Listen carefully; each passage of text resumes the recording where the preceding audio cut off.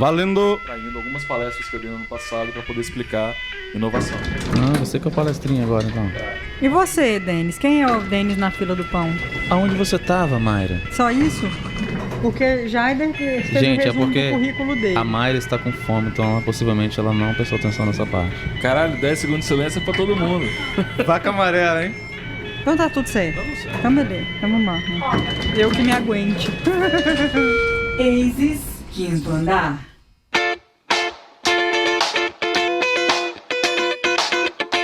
Bom dia, boa tarde, boa noite, pessoal.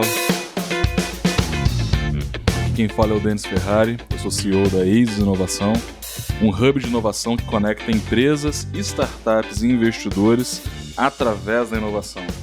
Esse é o primeiro episódio do Inovação com Y, o podcast da Aces que busca, através de um papo reto, desmistificar e explicar um pouco da inovação. Falar um pouco do dia a dia da inovação, do dia a dia dos inovadores e de como que você pode utilizar a inovação no teu projeto, na tua empresa, no teu mercado. E como não poderia ser diferente, estamos aqui no primeiro episódio com um time de elite da Aces, formado por mim, Denis, Mayra Belém, nossa chefe de marketing, e Jaider Moraes, nosso chefe de operação. E eu queria agora que a Mayra se apresentasse. E aí, Má, tudo bom? Olá, pessoal. Olá, Denis, Jaider. Boa noite. Flavi nos bastidores também. Estamos aqui para mais um dia de inovação com Y. Quem é você na fila do pão, Má? Eu estou aqui na Aces pra gente não só transformar, mas fazer diferente, né? Tudo que envolva a inovação, seja para startups, seja para empresas, seja para investidores. Enfim, como hub de inovação, cada um de nós está aqui com a árdua missão de descomplicar, né, e de fazer a inovação fazer parte do dia a dia de toda empresa, de todo negócio, de toda instituição de educação, enfim. A inovação, como a comunicação, cabe em todo lugar. E começamos o primeiro episódio com uma piada interna, né? Gerando polêmica. A Mayra cuida hoje na Aces de todos os nossos relacionamentos estratégicos, cuida da comunicação, e como comunicação é tudo, ela também faz o financeiro, café, bolo e o que mais a gente precisar aqui na empresa. E a gente tá aqui também com o Jaider Moraes. E aí, meu caro, tudo bom? Tudo bom, rapaz? Eu não ensaiei meu pitch, vamos lá. Fala, galera. Meu nome é Jaider Moraes. Aqui na Aces eu exerço o papel de chefe de operações, como o Denis falou. Empresta um pouco da minha criatividade aí pra gente poder co-criar juntos projetos, né? A parte de criação interna da Aces sou eu quem faço também. Minha formação é publicidade, então eu já trabalho com criação já há bastante tempo. É um pouco do que eu faço na Aces. E o que eu venho aprendendo na Aces é meu dia a dia aqui, cada dia um aprendizado, né? Orientar empreendedores, co-criar projetos de empreendedores, enfim. É um grande desafio aqui, cada dia um aprendizado, a gente aprende junto com os empreendedores que estão dentro do nosso processo aqui. Não só os empreendedores, como as empresas e também os investidores, né? É uma troca muito constante aqui. Enquanto hub de inovação, o nosso time ele é maior do que as pessoas que estão aqui abrindo esse podcast. A gente tem na produção desse programa a Flavi Souza, que está aqui fazendo as vias de Paulinha Krausch. Ela acha que manda no programa. Esse é o primeiro programa que a gente está lançando, mas ele é o quinto ou sexto que a gente está gravando. Então, nos próximos programas, vocês já tenham isso em mente, ok? E a Flavia, ela acha que manda na pauta. Ela sempre escreve uma pauta aqui pra gente achando que a gente vai seguir. Mas o nosso papel é deixar essa pauta da Flavia divertida, né? A Flavia, volta e meia, vai fazer comentários aqui escrevendo no meu lado. E se vocês me verem reclamando da letra dela, é porque ela vai passando mensagens pra mim aqui de um jeito que ela acha que eu consigo ler, do jeito que ela acha que eu vou conseguir entender.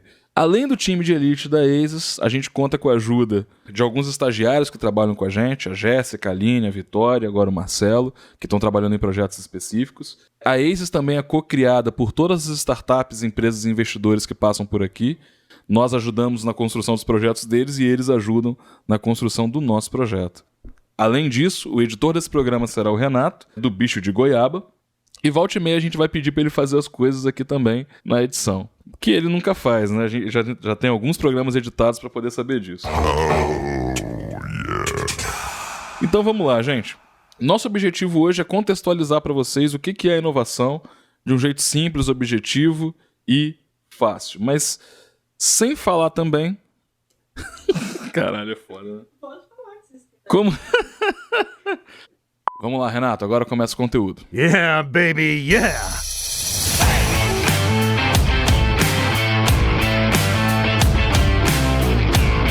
Bom, vamos lá. Para primeiro contextualizar o que é inovação, de um jeito bem prático e pragmático, inovação é o processo que transforma oportunidade em resultado. Não tem como você falar de inovação sem medir resultado. Quem inova, tanto nas empresas quanto no mercado, são pessoas. E isso é uma coisa importante de se entender porque a empresa ela não é necessariamente inovadora. A empresa possibilita que pessoas inovem. E a gente, enquanto hub de inovação, quer ser um bom ambiente que promova, que facilite, na verdade, a inovação através das pessoas. Todas as metodologias, pessoas e processos envolvidas no fluxo de inovação, elas ajudam no processo de microdecisão. E o que é importante de entender? Durante um projeto inovador, nós vamos tomar várias microdecisões que vão influenciando de maneira positiva ou negativa para o sucesso do projeto. São essas microdecisões que fazem com que o resultado final do projeto possa ser um resultado positivo ou negativo. O papel de todas as metodologias é orientar as pessoas que inovam a conseguir explorar aquelas oportunidades gerando resultado, simplificando o processo de microdecisão. Quando a gente vai estudar alguma biografia, quando a gente vai estudar metodologias de inovação, a gente tende a olhar para os grandes marcos. Ou seja, eu vou olhar para os momentos chaves de desenvolvimento de um projeto. Só que, na verdade, quando você está tocando um novo negócio, um novo produto, existem vários micromomentos que formam o resultado. Ou seja, a vida ela não é feita de marcos específicos. Todo dia você pode levar o teu projeto por uma direção boa ou uma direção ruim, e considerem boa ou ruim uma direção de maior resultado ou de menor resultado a partir das microdecisões que você vai tomando. Então, quando a gente organiza uma metodologia, seja ela qual for, o que ela visa é auxiliar esse processo de microdecisão. É claro, os marcos do projeto eles existem e eles que são medidos, só que o êxito dos projetos está na forma como são conduzidas as microdecisões. Então, revisando, o objetivo da inovação é, uma vez que uma oportunidade foi identificada, conseguir através de um processo guiado, transformar essa oportunidade em resultado para a sua empresa, seja ela uma empresa nova, seja ela uma empresa já existente. E quando a gente fala de inovação, a gente não está só falando de repente, criar um novo produto ou serviço até então impensado. De repente, é uma nova forma de fazer, um novo processo, um novo procedimento que precisa ser alinhado com as demais pessoas para que ele ganhe agilidade. De repente, alguma nova tecnologia que vai ser implementada. E tecnologia não é algo da área de inovação, é algo que realmente deve ser envolvido pela empresa como um todo, assim, né? Tem que passar a fazer parte do dia a dia das pessoas. Denis, legal isso que você falou aí de microdecisões. Muita gente pensa que para inovar tem que planejar muito antes de começar a executar alguma coisa. E o fato é que a gente tem que executar rápido, para que a gente possa descobrir rápido se a gente está no caminho certo ou não. Em resumo, a gente tem que errar rápido para poder acertar rápido, não é isso? É isso aí. E pegando um gancho no que a Mayra falou, a inovação ela é trabalhada em 3 horizontes, né? E tem uma forma de olhar a inovação que organiza os tipos de resultado que a gente pode ter. O horizonte 1 é quando você consegue trazer uma performance maior para o que a sua empresa faz hoje. Ou seja, eu descobri uma forma mais eficiente, mais barata, mais rápida de executar uma função que hoje a minha empresa executa, é o horizonte 1 da inovação. Melhorar o que eu faço hoje. O segundo horizonte da inovação tem a ver com eu estender o que eu faço hoje. Desenvolver um novo produto, um novo serviço, ou embalar de uma forma diferente o que o meu modelo de negócio pratica, né? Então, o segundo horizonte da inovação, ele é o meio termo entre o que existe hoje e o que vai existir amanhã. Isso são as spin-offs, né? Muitas empresas são criadas a partir de uma empresa já existente. Dependendo do resultado dos projetos de Horizonte 2, a gente pode criar um novo produto, um novo serviço, ou mesmo tirar isso debaixo da marca mãe e fazer uma spin-off, um novo CNPJ. E isso é cada vez mais necessário assim, no dia de hoje, porque a gente vê startups surgindo a cada dia. Se eu sou uma empresa grande, consolidada no mercado, com a sensação de que vou muito bem, obrigado, isso não quer dizer que em algum momento uma startup vai vir com uma solução parecida com a minha e vai me deixar para trás. Em resumo, mesmo que eu seja uma empresa grande, líder no mercado, não é porque eu acertei uma vez. Para eu poder permanecer na liderança, tem que acertar sempre e sempre. E aí que entra as inovações incrementais que o Denis falou agora há pouco. É isso aí. E o terceiro horizonte de inovação que a gente geralmente trabalha é a inovação disruptiva. E isso é um nocaute dentro do mercado. O terceiro horizonte é quando você pega o seu modelo de negócio, joga ele fora e pensa em como o seu negócio pode funcionar amanhã ou depois, não tendo amarra nenhuma da forma como ele funciona hoje. A disrupção acontece quando o dinheiro troca de mãos no mercado. Ou seja, aparece um novo concorrente, aparece um novo modelo de trabalho que ele é tão mais eficiente do que os atuais que os usuários migram para ele e ele vira um novo padrão de mercado. Como tudo no mercado online tende ao monopólio, esses novos modelos de negócio digitais, recorrentes, de alta eficiência, é o que a gente geralmente busca nas startups. Vocês concordam que a estratégia do Oceano Azul nunca fez tanto sentido? Sim. A estratégia do Oceano Azul permite que você, ao invés de lutar pelos mercados já existentes, que você possa criar um novo mercado e ser o primeiro a explorá-lo. Você nunca vai continuar sozinho nesse mercado por muito tempo, mas como quem chega primeiro bebe água limpa, você consegue pegar boa parte da fatia desse mercado até chegar o segundo player. Ao invés de brigar por modelos já existentes, né, só para ampliar uma concorrência e diminuir o share de mercado, você cria possibilidade de você ser tão inovador que você inventa um segmento novo, né? Claro, assim, que quem chega primeiro tem a função árdua de desbravar aquele mercado, né? Ninguém pensava antes de uma pessoa estranha, por exemplo, dar uma carona para você ou entrar no seu carro, enfim. O primeiro a criar o compartilhamento de carros teve que abrir um mercado aí, né? E o engraçado é que quem veio primeiro criou uma categoria, né? Então as ideias hoje se resumem em o Uber de alguma coisa, ou o iFood daquilo outro, o Tinder disso ou daquilo outro, enfim. É o preço de quem chega primeiro é criar o mercado. Travar o mercado, né? Inclusive, quem tiver no Tinder, procura por Flavinha Souza. Tá? Ela tá solteira. A nossa produtora, ela tá solteira e a gente tá com uma campanha... É um ótimo perfil, ótimo perfil. E a gente tá com uma campanha, inclusive, chamada Um Amor Balzaquiano, ok? Ela tá ampliando o mercado de atuação dela, tá? Deixem lá seus comentários, suas curtidas e vamos ver se essa campanha faz efeito. Sim, ela diversificou o mercado e tá vendo perfis mais interessantes. Eu quero até o 20º programa desse podcast poder parar de fazer essa campanha. Mas assim... Ela não está à venda. Não, ela tá procurando um amor de verdade. Inclusive... Não, vou cortar aqui. Deixei o gancho. Então, revisando, gente. Quando a gente está falando dos tipos de inovação que a gente vai trabalhar, você pode melhorar o que você já faz hoje, você pode estender o que você faz hoje, ou você pode disruptar o que você faz hoje. É isso que a gente chama de 3 horizontes de inovação.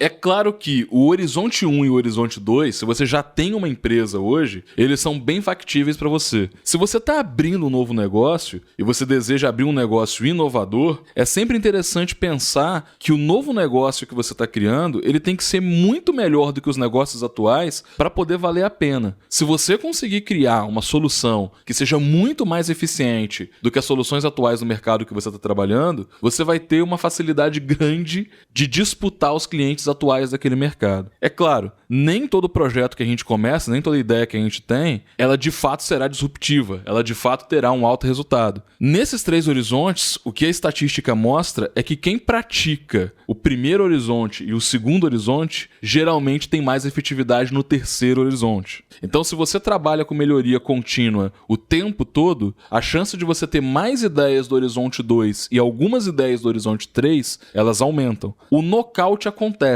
Ou seja, é praticando a inovação constantemente que você vai conseguir chegar nos modelos que são disruptivos de fato. Mas esses 3 horizontes, qual a motivação para você poder investir em inovação? Você pode investir em inovação para poder abrir um novo mercado, se você está falando de criar uma empresa nova. Você pode investir em inovação para tornar a sua concorrência irrelevante, dependendo do grau de eficiência que você chegue. Ou se você está numa empresa tradicional de muitos anos, você tem que inovar para se manter relevante, né? Ou seja, nenhuma empresa que está viva há mais de 100 anos faz exatamente a mesma coisa e se mantém relevante no mercado. E é importante a gente entender que não importa se você é líder de mercado, você não está livre das mudanças, por exemplo, de perfil de consumidor. Um exemplo bom que a gente tem é que alguns anos atrás teve uma novela na Rede Globo que atingiu 100 pontos de audiência. Se eu não me engano, foi Rock Santeiro. Você lembra disso, mano? Claro que não. Eu não lembro porque não é da minha época. Tá certo, por isso que eu perguntei pra Mayra. Se o Jaider não lembra, claro que eu não vou me lembrar. O que acontece? Essa novela passou na Globo. O gestor comercial, inclusive, dessa novela é o cara hoje que é o dono da Rede TV. Naquela época, a gente tinha 100% do market share consumindo um produto. E isso, hoje, mesmo a Globo continuando a ser o principal player do mercado, ele não consegue bater hoje. Ele fica aí na casa dos 30, 40 pontos de audiência. Independente do que você considere da Globo, do que você acha da Globo, o padrão de qualidade da Globo, por melhor que seja, ele não atende, muitas vezes, às novas expectativas que os novos consumidores têm. Então, se você for olhar para o seu irmão mais novo, se você for olhar para o seu filho, talvez ele já não esteja consumindo tanta TV quanto você consumiu. Ele provavelmente tem acesso a outros produtos que você não tinha na época. Hoje a gente consegue discutir Game of Thrones em nível mundial porque os episódios eram lançados ao mesmo tempo no mundo todo. Se a gente for voltar na época de Rock Santeiro, você não tinha uma penetração de TV a cabo tão grande quanto você tem hoje, né? Além Rock disso... Santeiro foi ainda final da década de 80, não é isso? Sim. A gente teve uma grande penetração nos últimos anos na Netflix, que inaugurou um modelo de streaming no Brasil, mas mesmo a Netflix hoje já tem concorrência, algumas concorrências pesadas, né? Inclusive a Globo tá investindo forte no Globoplay, né? Acompanhando a tendência de mercado. Exatamente. Ou seja, independente de quem tinha mais qualidade no mercado, quando a expectativa e as preferências do consumidor mudam, ou você atende ou você morre. Então, por que você tem que investir em inovação? E por que você tem que pensar em inovação? Porque ela vai ser necessária para um destes momentos. Seja para você poder nascer inovador, desconsiderando a concorrência, tornando a concorrência irrelevante. Seja para você conseguir vencer o tempo mantendo a tua empresa relevante de acordo com as novas expectativas dos consumidores. Seja para você conseguir melhorar a tua operação e torná-la cada vez mais eficiente, num ciclo de melhoria contínua. Pegando o gancho do que você falou de exemplo aí, Denis, do mercado de conteúdos streaming, né? E ainda falando do Netflix, vamos voltar um pouco no tempo aí e lembrar da Blockbuster, né? A gente tá falando aí era uma líder no segmento de aluguel de conteúdos, né? Com certeza, durante a sua vida, enquanto existiu, a Blockbuster ela foi incrementando o seu processo gradativamente, porque ela se tornou uma referência. O auge dela foi 2006, 2007, né? Depois foi só sumindo no mercado. Mas assim, tudo bem que ela não tinha nada que ameaçasse ela naquele momento, mas ela foi melhorando constantemente seu processo e se tornou uma grande referência. Mas aí ela não se tornou a Netflix, né? E aí todo mundo sabe que a Blockbuster hoje ela não existe mais. Então, por mais que você melhore o seu processo, gradativamente você não vai criar uma disrupção no seu negócio. A Netflix surgiu como uma resposta a uma ineficiência no modelo da Blockbuster. O fundador da Netflix não queria pagar multa por atraso de devolução de DVDs. O primeiro modelo de negócio da Netflix não foi um modelo de negócio streaming. Isso foi uma inovação num segundo horizonte para o modelo de negócio inicial que a Netflix lançou. A Netflix, basicamente, você pagava uma assinatura, como é hoje, só que você podia escolher uma quantidade de DVDs que eram enviados para sua casa. Quando você queria trocar os filmes, você, pela plataforma deles, podia dizer, olha, agora eu quero esse filme, esse filme, esse filme. Alguém pegava o DVD na sua casa e mandava os DVDs novos. Então, isso fazia um trânsito físico de DVDs pelos correios absurdo. E por depender da mídia física dos DVDs, isso gerou um gargalo absurdo. Ou seja, eu tenho uma questão logística e a quantidade de filmes que eu tenho de acordo com a demanda me faz eu ter que ter muita mídia física daqueles lançamentos, daqueles filmes que as pessoas pedem muito. O modelo de streaming do Netflix foi uma resposta à ineficiência do primeiro modelo de negócio dele. Ou seja, a Blockbuster tinha um modelo consolidado no mercado, a Netflix nasceu com um modelo não muito inovador perante o que a Blockbuster fazia, porém atendia uma outra demanda. Alugue os filmes, fique com eles por quanto tempo você quiser e você vai me pagar uma mensalidade. Eles tiraram o valor da multa do modelo de negócio. Só que o modelo deles deu tão certo que eles tiveram um gargalo operacional com relação às mídias físicas. E o modelo de streaming veio responder ao modelo de mídia física. Ou seja, a gente está falando de uma mesma história aqui, de uma empresa que não se preocupou, entre aspas, não se preocupou com a inovação, um concorrente inovou em cima de uma deficiência dele, porém esse concorrente se manteve inovador para conseguir digitalizar o processo que tinha muita mídia física. E a Netflix tem ainda uma outra inovação que foi percebida ao longo do tempo, e hoje, nesse momento do lançamento do episódio, a gente tem uma série de filmes e séries na Netflix que concorrem a prêmios, porque eles começaram a investir em produção original. Eles perceberam que ser uma locadora virtual apenas, distribuir apenas o conteúdo que outras pessoas produziam, deixava eles vulneráveis estrategicamente. Então eles começaram a trabalhar em séries originais, tendo House of Cards como um dos produtos de maior destaque deles no início, né, de produtos originais. E hoje eles estão aí com filmes concorrendo ao Oscar e séries concorrendo e vencendo o Emmy. E mesmo essas premiações não conseguem classificar muito bem o Netflix enquanto, poxa, os filmes são cinema, os filmes são... Netflix é cinema. E o Netflix está tão inovador que ele está causando uma disrupção, inclusive nas premiações de mercado. Ou seja, a Netflix lançou uma tendência que forçou todo mundo a fazer os seus próprios planos de streaming. E aí bate no que a Globo está fazendo aqui no mercado local, lançando o Globoplay, inclusive com títulos que você só acha no Globoplay, que não é veiculado no canal aberto deles aqui, né? Começou simplesmente como um repositório dos conteúdos da TV aberta normal. Você podia assistir novamente lá um conteúdo que você não viu, ou assistir um conteúdo que você já viu, ver de novo. E acabou virando um canal de conteúdo mesmo, com conteúdos exclusivos, como o Denis falou agora há pouco. Eu acho que voltando aí à estratégia do Oceano Azul novamente, né?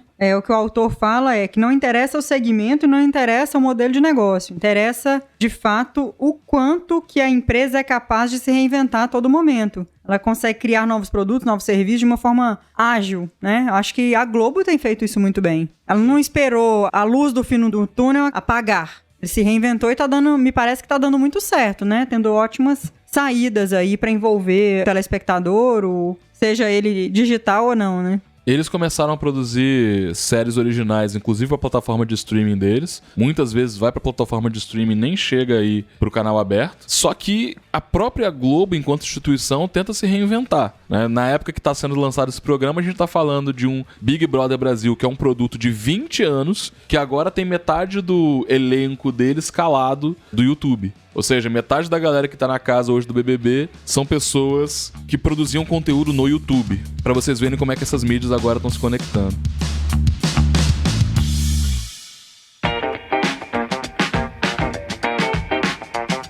Então vamos lá.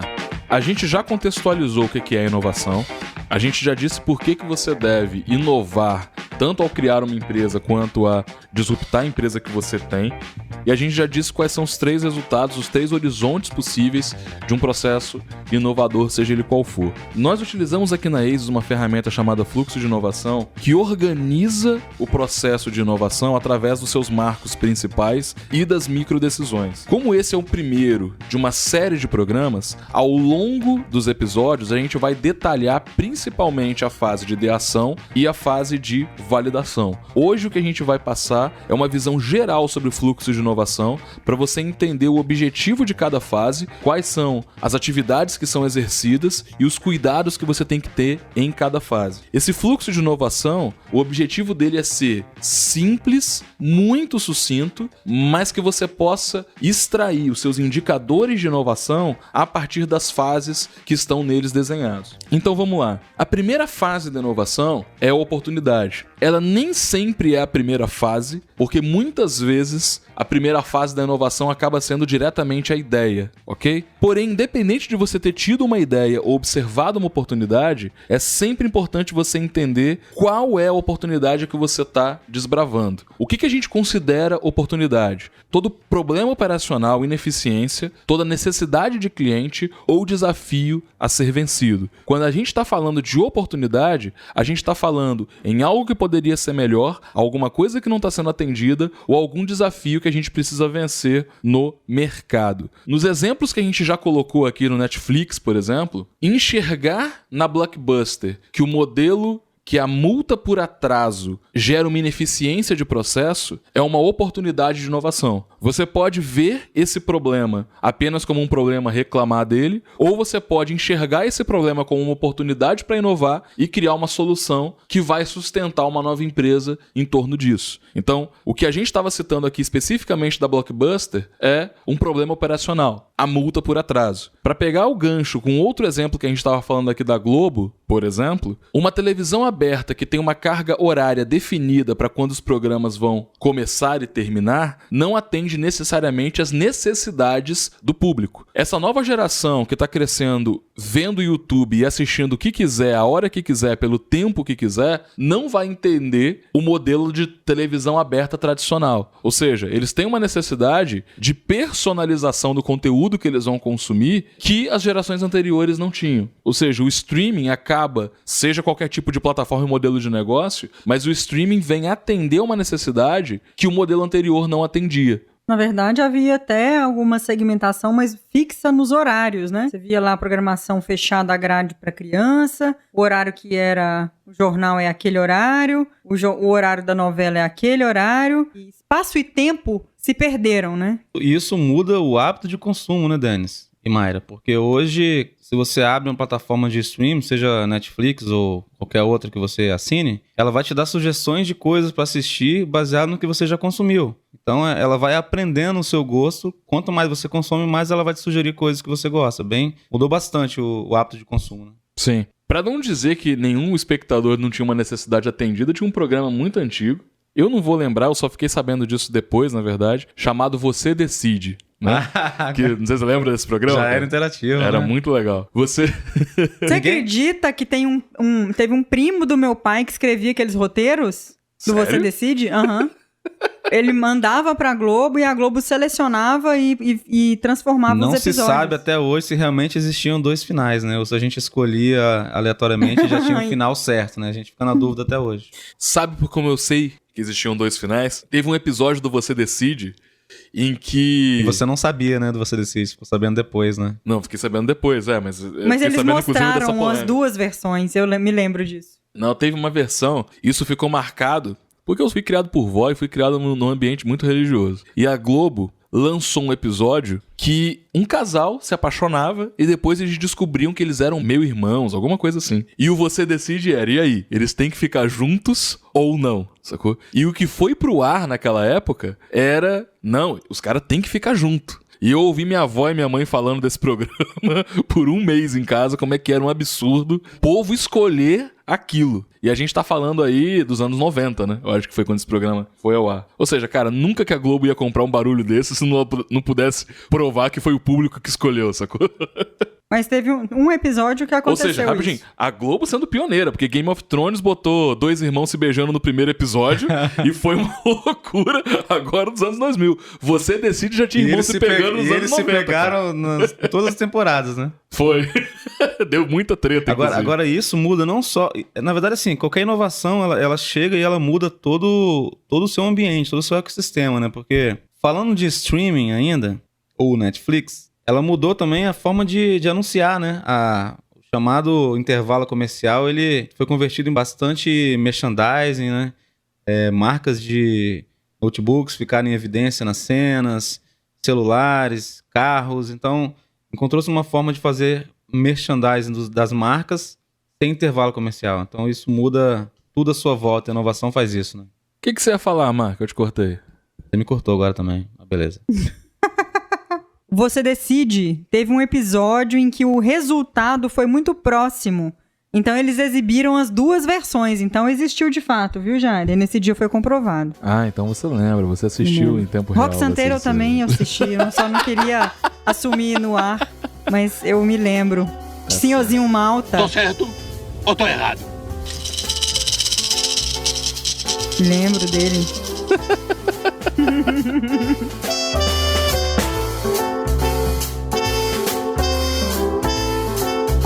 Ou seja, toda inovação começa de uma oportunidade que você observa e que você explora através de uma ideia. A ideia é a segunda fase do fluxo de inovação. Toda ideia busca solucionar e monetizar uma oportunidade identificada. Ou seja, eu planejo como eu posso explorar aquela oportunidade através de uma solução inovadora e mais eficiente e que vai me rentabilizar em algum mercado, tendo resultados que sejam bem mais efetivos do que as soluções tradicionais. É importante dizer que uma mesma oportunidade, ela pode ser aproveitada por várias ideias, não uma única ideia. Isso não é um relacionamento 1 para 1. Uma mesma oportunidade pode dar vazão a múltiplas ideias nesse fluxo.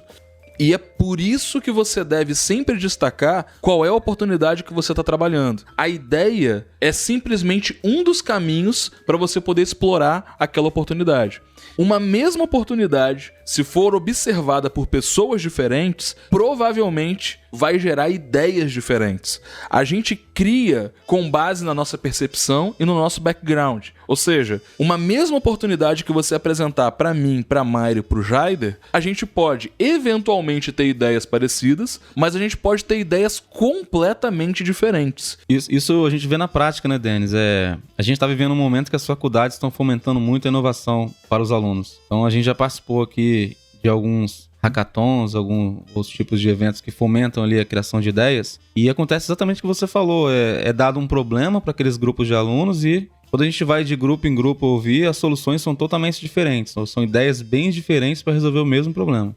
Não existe criatividade sem repertório. Quando a gente está falando de pluralidade de times, quanto mais diverso for o time, maior vai ser a capacidade dele, mais referências você tem para aproveitar aquela oportunidade que está à disposição. É óbvio que quando a gente está falando de oportunidades e questões bem específicas, pode ser que você dependa de um componente técnico específico para você poder criar. Mas na maioria dos casos, a gente cria com base no que a gente conhece e a gente conhece as coisas com base no que a gente usa. Então, poxa, a gente recebe uma série de ideias aqui na Aces hoje toda semana. A gente recebe quantos? Uber de não sei o que, iFood de não sei o que, Google de não sei o que, Tinder de não sei o que. Tinder de não sei o que. Inclusive, Flavinha Souza no Tinder. Por que a gente recebe esse tipo de ideia? Porque as pessoas usam essas ferramentas e no dia a dia delas, observando oportunidades, elas percebem que aquela solução também resolveria aquele problema ou atenderia aquela necessidade a qual ela se deparou. A gente sempre vai criar com base no que a gente conhece. Então, se você está querendo ser uma pessoa mais criativa e inovadora, a gente vai focar nisso no próximo episódio, mas o que a gente te recomenda é você aumentar o seu repertório. Então, se você quer ser um cara criativo a nível de modelo de negócio, você tem que conhecer como é que as empresas funcionam. Como é que o Uber ganha dinheiro, como é que o iFood ganha dinheiro, como é que o Mercado Livre ganha dinheiro. É importante você entender, quanto maior for o seu repertório de modelo de negócio, maior vai ser a probabilidade de você criar ideias que se rentabilizem. E quanto mais soluções você conhecer, maior vai ser o seu repertório de solução de problemas. Então, a fase da ideação é a fase onde uma pessoa ou um conjunto de pessoas tem acesso àquela oportunidade e consegue criar propostas de solução e mercado a partir daquela oportunidade. Como nem toda ideia faz sentido, o que separa o joio do trigo é a próxima fase, que é a fase de validação. Todos nós temos o mesmo potencial de gerar ideias geniais e ideias muito ruins. O que separa o joio do trigo são os testes de mercado que a gente faz. A gente vai falar mais a fundo sobre como fazer uma boa validação no terceiro programa, mas o importante de você entender é que inovação não é sobre genialidade, é sobre processo e principalmente sobre trabalho. Na fase de validação, você pega as hipóteses que estão organizadas naquela sua ideia e vai a campo descobrir se aquilo que você fez, se aquilo que você pensou faz sentido ou não. E é na fase de validação que começa a maior parte das frustrações dos empreendedores que a gente recebe aqui. Porque geralmente aquilo que a gente pensou nunca é exatamente aquilo ou simplesmente não é aquilo que se prova no mercado, né? Geralmente é uma surpresa, né? Ou é uma frustração ou uma descoberta real, pautada no que eles conseguiram identificar, pautado no que o cliente percebeu ou identificou junto com ele. Exato. Eu tenho notado muito que Muitas vezes o cara chega até com uma oportunidade que talvez exista, mas às vezes ele está baseado na própria dor. Ah, não, eu tenho esse problema, eu tenho dificuldade, então eu tenho esse problema. Para ele acha que todo mundo tem aquele problema. Então, muitas vezes o cara chega pautado no problema que ele tem. Então, muitas das vezes acontece a frustração, que ele vai perceber que quase ninguém tem aquele mesmo problema, aquela mesma dor que ele. Se você teve uma ideia, é importante você entender que você é o principal suspeito para poder falar dessa ideia. O filho da gente sempre é bonito. Para sua ideia se provar uma ideia de fato de potencial, é o teu cliente, são as pessoas que estão envolvidas na proposta de valor da tua ideia que tem que referendar o teu trabalho. Geralmente não são seus amigos nem a sua mãe também. Justamente. Todos os stakeholders envolvidos na proposta de valor da tua ideia vão contribuir durante o processo de validação. O que você tá rindo? Não tô olhando, cara. Toda vez que ele tá na sala de reunião, ele faz isso. Palestrinha. Ele Hoje faz o palestrinha isso sempre. tá atacadíssimo. Vocês nunca repararam que ele fica olhando no espelho? Direto. Ou seja, a partir de uma oportunidade, eu posso ter N ideias e uma ideia carece sempre de validação. A validação acaba sendo um processo de aprendizado, remoção de incertezas e descoberta de potencial. É o processo onde você traz todos os stakeholders, os clientes, os usuários, para co-criar junto com você a melhor versão daquela ideia que você teve na fase anterior. O que define a ideia é só o ponto de partida. Geralmente a validação acaba sendo o processo mais árduo e a gente acompanha isso daqui todos os dias, porque a validação você precisa provar potencial com baixo custo e com a versão mais embrionária possível do teu projeto.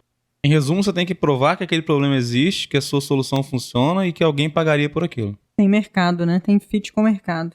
E que alguém pagaria não é perguntando, você pagaria? Não, é vendendo mesmo. Nosso processo de validação, ele faz o cara vender na rua mesmo para o consumidor final. E aí que entra o principal diferencial com relação ao fluxo e o processo de microdecisão. A maioria dos empreendedores / empresas desconsidera o processo de validação. Não é porque a ideia parece muito boa que eu já tenho que investir nela. Se eu pular a fase de validação, eu vou queimar recurso em projetos que não eram viáveis, seja técnica ou mercadologicamente, ou não vou aproveitar o total potencial das ideias por não ter seguido essa fase que, além de provar o potencial, diz o total potencial da ideia. A validação é para você errar barato e rápido se a ideia for ruim. A próxima fase que a gente tem no fluxo é a fase de investimento. Ou seja, uma vez que eu provei que aquela ideia tem potencial na fase de validação, eu vou pleitear investimento. Seja de um investidor no mercado, seja da minha diretoria, seja dos meus pais, dependendo da fase que eu tô no projeto. É nessa hora que entram os famigerados pitches, né? Você conseguir explicar o teu projeto e o potencial dele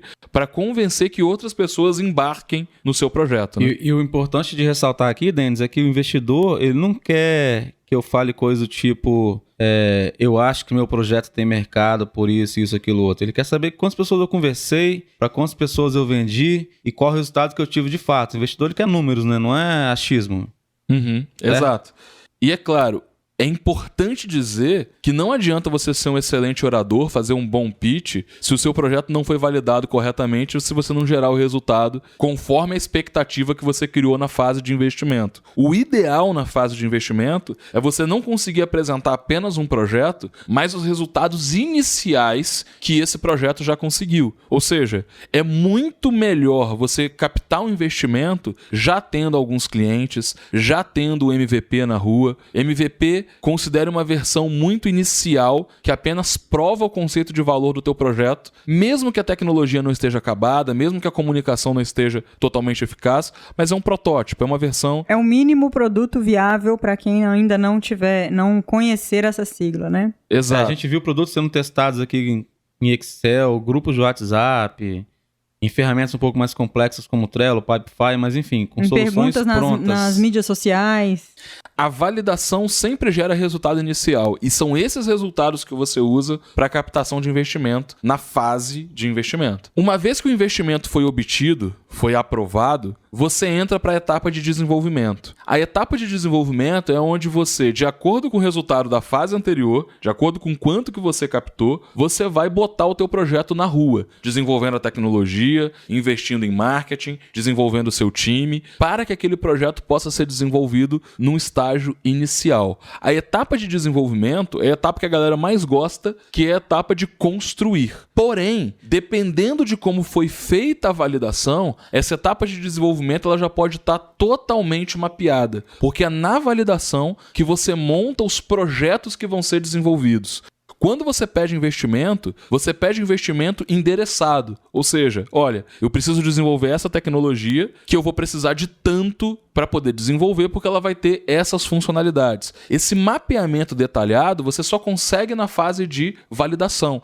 Entendam, as fases que a gente está falando aqui, agora focando na fase de desenvolvimento, essas macrofases elas servem tanto para startups, que são projetos complexos de novos negócios, quanto melhorias feitas na sua empresa. Não interessa a complexidade e o nível da inovação que a gente está falando, você sempre vai ter uma oportunidade, uma ideia que foi validada e gerou o resultado inicial e um investimento que foi aprovado por alguém, ok? Quanto que você vai ser capaz de seguir o fluxo da inovação, que nada mais é do que processo, como você mesmo disse, né? Exato. Então agora vem o desenvolvimento de fato da ideia, né? É nessa hora que você gasta o dinheiro sabendo exatamente onde você tem que gastar, porque você aprendeu isso na fase de validação. Ou seja, a fase de validação que está mais ou menos no meio do fluxo acaba sendo uma fase crucial para as fases seguintes, porque ela vai baratear muito a etapa de desenvolvimento, aonde você contrata os fornecedores, contrata o time, monta a tua microoperação. Depois da fase de desenvolvimento, a gente chega na aferição de resultado. E é importante dizer o seguinte, toda ideia que foi validada e recebeu investimento, a expectativa é que ela gere resultado. E a gente tem que medir esse resultado o tempo todo. Geralmente, a fase de resultado, você já tem uma microoperação rodando, aonde você vai avaliar como estava no cenário anterior e como que está agora que a sua ideia está vigente, desenvolvida.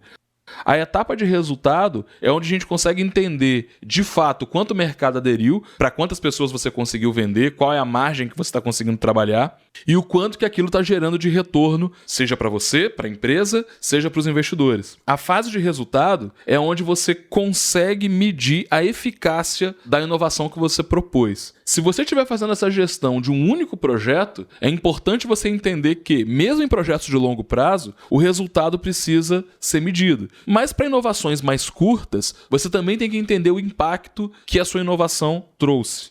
Então, revisando, a inovação transforma oportunidade em resultado através de um processo que segue as fases de oportunidade, ideia, validação, investimento, desenvolvimento e resultado. Com essas 6 fases, você consegue fazer a gestão de toda e qualquer inovação, de uma startup complexa a uma melhoria de processo. Principalmente a etapa de validação é o que vai tornar o teu processo eficiente e sustentável. Você pode ter N processos criativos para que pessoas possam criar ou co-criar ideias, porém toda ideia precisa de um líder que vai validar aquele projeto e fazer com que aquele projeto gere resultado. Quando a gente disse lá no começo que inovação é sobre pessoas e quem inova, na verdade, são pessoas, é porque não interessa a qualidade do seu processo ou dos programas que você tenha de inovação, você precisa de alguém que lidere o projeto desde a fase da ideia até a geração de resultado. No nosso caso aqui no programa de aceleração, a gente sempre recebe uma ideia com um empreendedor. E é aquele empreendedor que faz o negócio acontecer. Se a gente estiver falando de um contexto de inovação corporativa, eu estou falando que a pessoa que deu a ideia também tem que ter disposição para fazer aquela ideia acontecer. Aí a gente está falando de intraempreendedorismo, né? E não é só no lado de feito por pessoas, né? Feito para pessoas também, né? Qualquer inovação ela tem que impactar a vida de alguém, a vida de pessoas. Está resolvendo o problema de alguém, está criando alguma comodidade para alguém, enfim, você está impactando pessoas também, não é isso? É isso aí, gente. Agora sim, agora sim.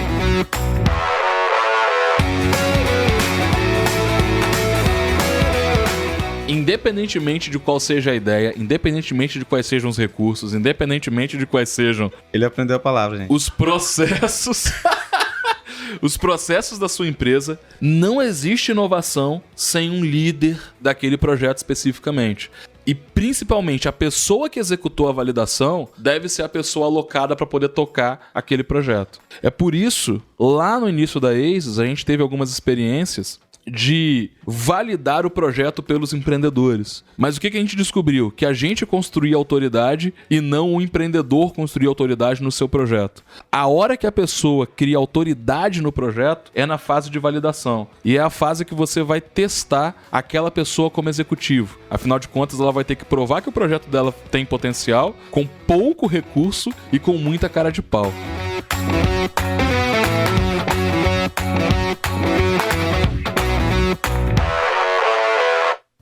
Então vamos lá. Revisando... Opa, não. Volta, Renato. Então vamos lá. Concluindo aqui em 2 cenários. Se você está iniciando hoje uma empresa, é importante você entender que a inovação é um caminho de incerteza. Não há garantia de sucessos no fluxo de inovação. E se alguém prometer para você sucesso, é picaretagem, ok? Entenda isso. Incerteza... Existe a fórmula do sucesso, cara. Como é que é? Existe por aí a fórmula do sucesso. Não é essa fórmula especificamente que...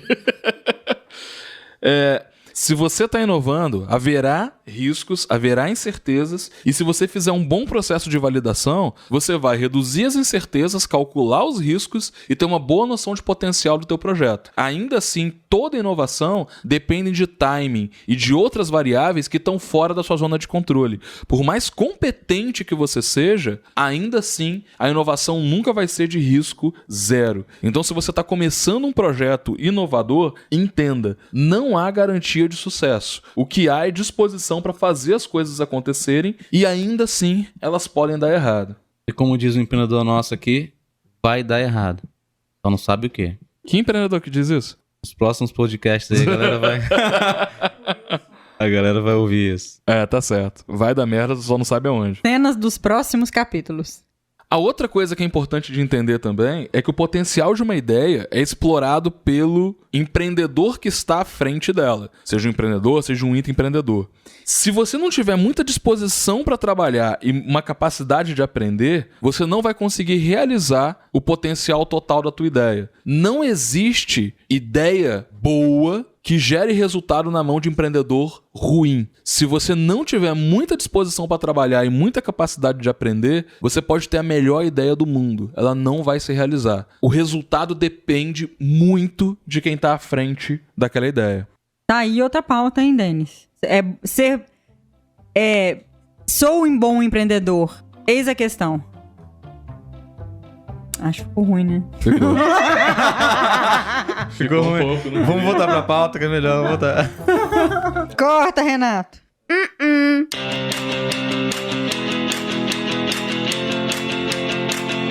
Outra coisa. A única certeza que você tem no fluxo é que a ideia que você teve lá no começo, ela vai mudar. Você pensou na ideia sozinho. Essa ideia, quando ela for a campo e você for conversar com os clientes, quando você for testar a solução, quando você for testar a comunicação, é importante entender que a sua ideia vai mudar.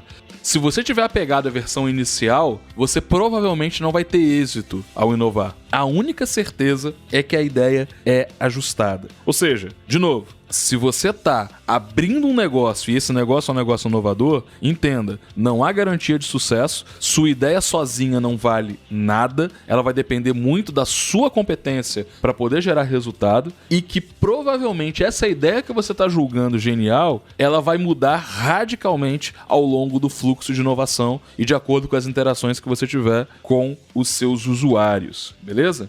Eu acho que o que a Mari tentou falar... Você vai... Os cara vêm com pigarro pra gravar um podcast. O que a Mari tentou falar ali de como saber se o empreendedor é bom pra empreender, eu acho que isso fica claro no processo. Se ele conseguir a campo validar tudo mesmo lá, sem desistir, que a gente sabe que é um processo difícil, esse cara, ele passou pela validação também, né? Não é só a solução que é validada, o empreendedor também é validado nesse processo todo. É isso aí, Jaide. Cabe um podcast só pra esse assunto, hein? É isso aí. Não é isso, A Mayra Jaide? vai tentar novamente fazer a chamada. Vai lá, Mayra, valendo. Pauta aí pra nós, Flavinho. a gente fica ser ou gravando não aqui, ser um né? bom empreendedor. Eis a questão. A gente fica gravando aqui, e aí como a gente tá começando esse negócio de podcast, a gente fica criando as bolas um pro outro, né? Então, e aí, Jaide, o que você acha disso? Né? E aí, Mayra, o que você acha disso? Teve uma gravação de um programa lá atrás, que vocês vão ouvir um pouco mais pra frente, em que a Mayra dormiu no meio da gravação. E, do nada... Não foi o Jaider. Ah, não, foi o Jaider que dormiu. tudo Tá sobra certo, tudo pra isso mim, aí. até quando o Jaider dorme e eu que dormi. Aí a Mayra tava falando alguma coisa, o Jaider songando, e a Mayra falou assim: não é isso aí, Jaider? Aí o Jaider olhou pra cara dela, olhou pra mim e falou: é isso aí, Mayra. Então, vocês vão entender essas referências futuras na magia da edição. Vamos lá. Se você está trabalhando numa empresa tradicional, o que você tem que entender a respeito desse fluxo? Primeiro, a inovação ela vai te ajudar a descobrir como a sua empresa deve ser amanhã ou depois. Por mais que o primeiro horizonte ele seja focado em melhorar o que a tua empresa faz hoje, os principais resultados da inovação é descobrir novos produtos, serviços ou modelos que vão ser trabalhados dentro do seu mercado, ok? É importante entender, a tua empresa ela não é inovadora. A sua empresa ela tem que criar uma ambiência rica o suficiente para que as pessoas que trabalham nela possam inovar. A empresa em si, ela não é inovadora. A empresa inovadora de hoje é o status quo de amanhã e é a velharia de depois. O que você precisa ter no seu time são pessoas fodas, querendo mudar o status quo e com canal aberto para isso. Denis, só um parêntese aqui. Essa ambiência que a empresa cria, ela não se traduz apenas em puffs coloridos, né? Aquela sala maneira lá, com sinuca, totó, né? Não é verdade? É isso aí, Jair. Quando a gente está falando de investimento e inovação em empresas, paredes bonitas e coloridas com E frases bacanas. essas coisas elas são entendidas da forma errada. O que são ambientes de inovação? Locais seguros para que pessoas fodas possam inovar. O ambiente não gera ambiência. O que gera ambiência é um conjunto do ambiente com programas e pessoas. Tá outro podcast aí, hein, Mário? O que vem antes, o ambiente ou a ambiência? O ovo ou a galinha? Exatamente. Pintar uma parede com cores coloridas, colocar puffs também coloridos não vai fazer da sua empresa uma empresa mais inovadora. E é importante entender que inovação, assim como venda, é um processo estatístico. Nem toda ideia que vai ser gerada na tua empresa vai de fato gerar resultado. É por isso que o processo de validação é importante, para entender o potencial de cada ideia. Do mesmo jeito que você não conversa com todo cliente e consegue fechar uma venda, não acha que toda ideia que você tiver no fluxo vai gerar resultado. É sempre um processo estatístico. E isso é importante dizer, principalmente quando a gente está falando de empresas, porque inovação exige tentativa e erro. As pessoas vão errar e isso não pode ser punido. Eu inicio uma validação justamente para descobrir se aquela ideia está indo ou não por um caminho viável. Se a gente descobrir que aquele caminho não é viável, isso vira conhecimento para a empresa. A próxima ideia que aquele empreendedor for trabalhar vai ser uma ideia que vai ter essa carga de aprendizado. E aquele aprendizado fica para a empresa. Background, como você diz, né, Den? É isso aí.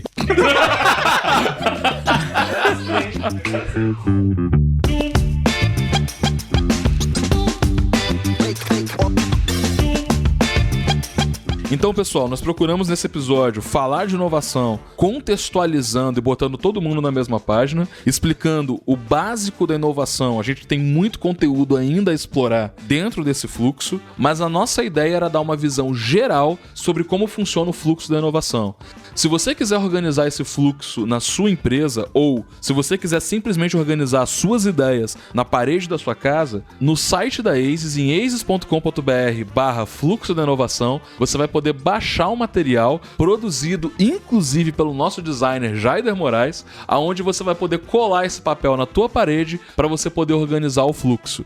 Essas etapas, você pode utilizar qualquer ferramenta de Kanban para ter as métricas com relação à sua inovação. Esse quadro que você vai poder baixar, ele é um quadro que te dá uma visão geral de como é que funciona o fluxo, inclusive de como são as densidades, né? Quantas oportunidades foram observadas, quantas ideias foram geradas, quantas validações estão sendo feitas com algumas dicas do que você tem que fazer em cada etapa desse fluxo.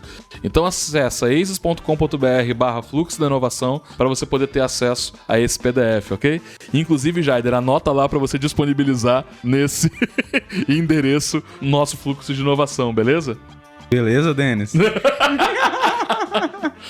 Isso tem que estar pronto junto com o site, inclusive, tá?